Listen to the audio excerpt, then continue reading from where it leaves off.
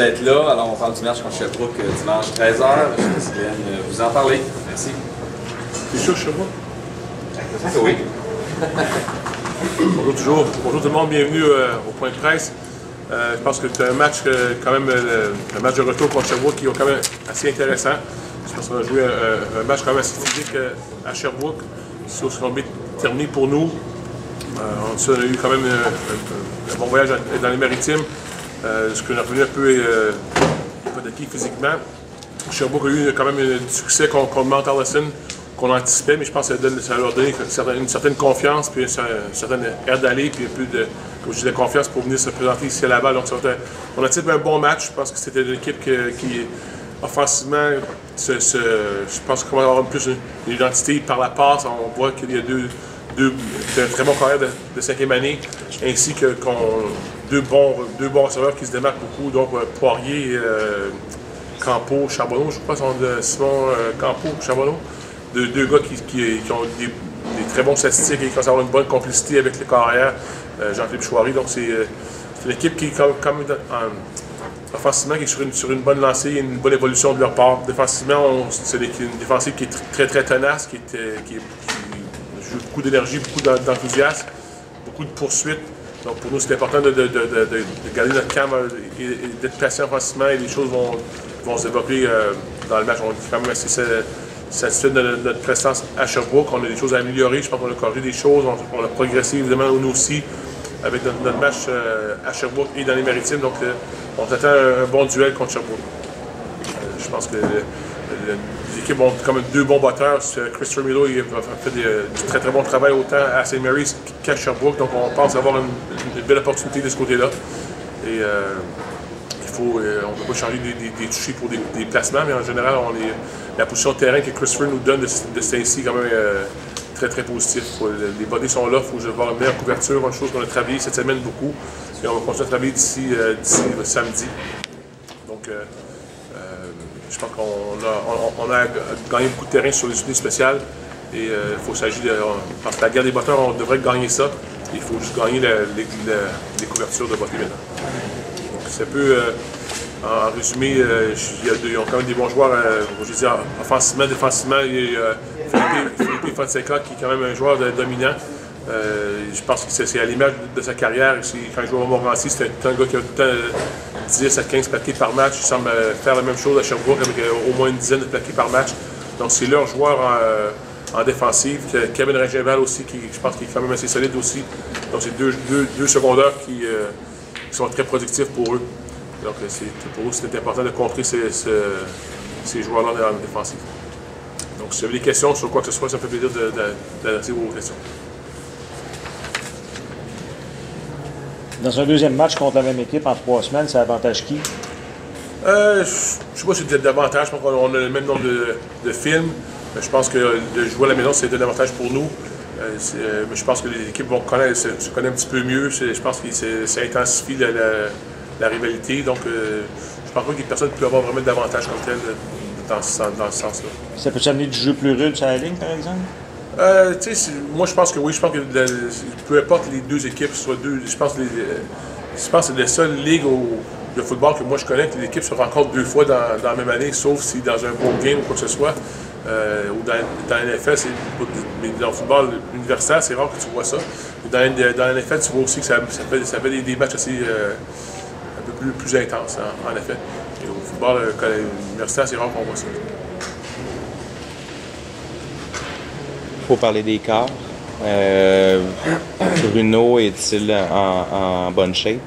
Bruno est peu probable pour la fin de semaine. Si on suit notre protocole médical, il y a encore une chance qu'il joue, mais la réalité, c'est que le protocole qu'on a médical pour les commotions, il faut que tu sois avec 0 symptôme de commotion et ensuite tu comptes 7 jours après.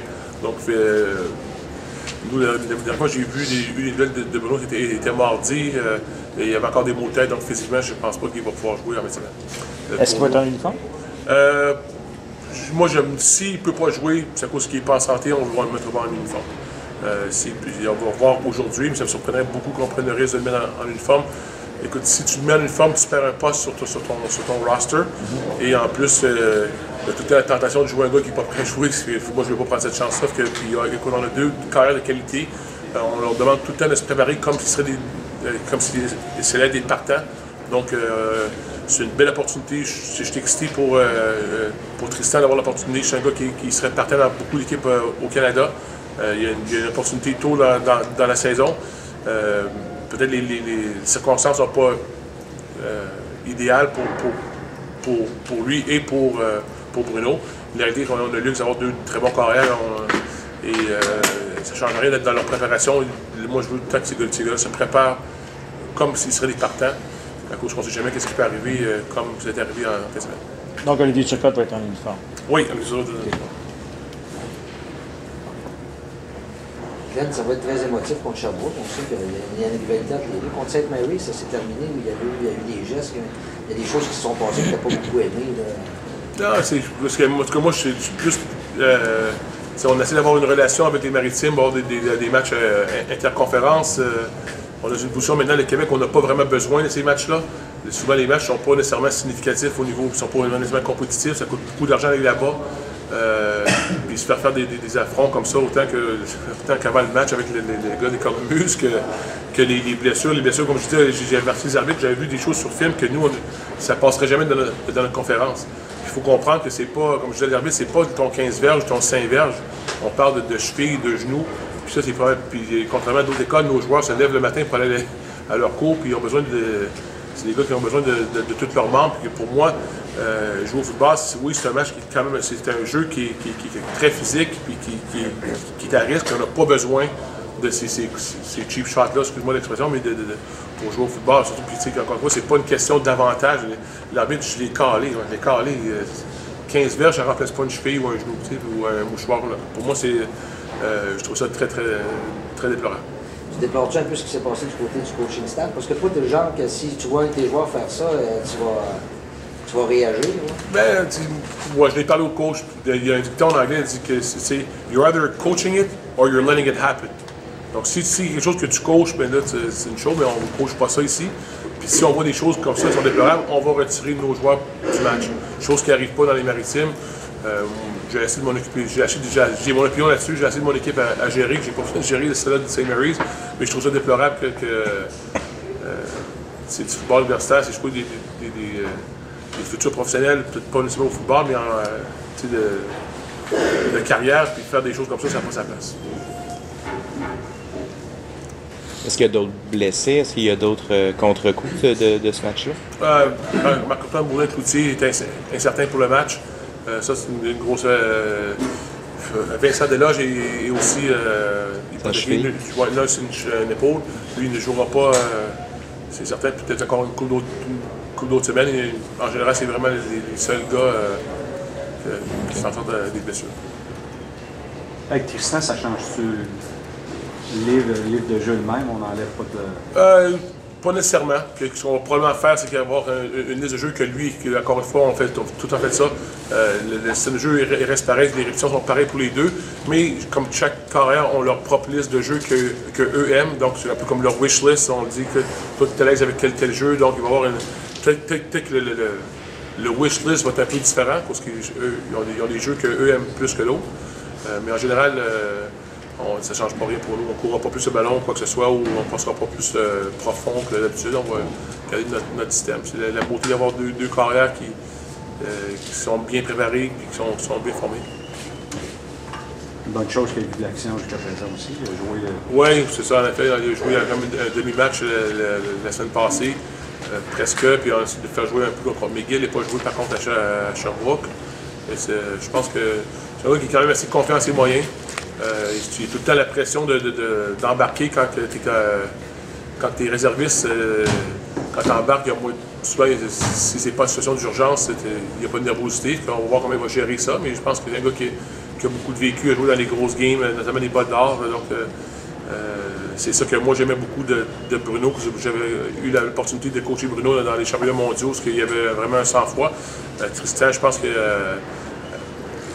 Il y a aussi son bagage-là avec les bottes d'or et les grosses games à Garneau. Donc ça va porter fruit pour nous.